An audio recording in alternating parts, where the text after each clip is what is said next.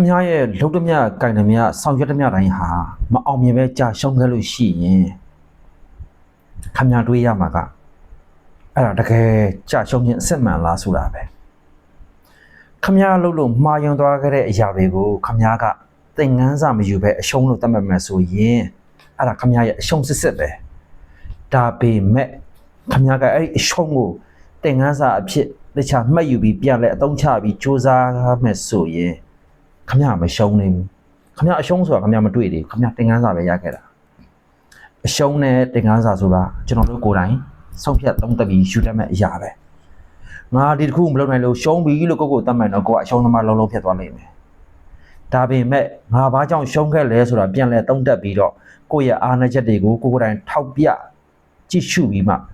အဲ့အရှုံးတွေကိုဖာထေးမယ်အားနည်းချက်တွေကိုဖာထေးပြီးသင်ခန်းစာယူတတ်မယ်ဆိုရင်တော့ခမကလုံးဝအရှုံးသမားကြီးမဟုတ်ဘူးခမကအောင်မြင်ဖို့အလားအလာအရှိဆုံးလူတယောက်ဖြစ်နေသေးပဲဖြစ်လာမှာပဲအဲ့ဒီတော့အရှုံးနဲ့တင်ကန်းစာဆိုတာမတူဘူးနော်အရှုံးလို့လက်မခံပါနဲ့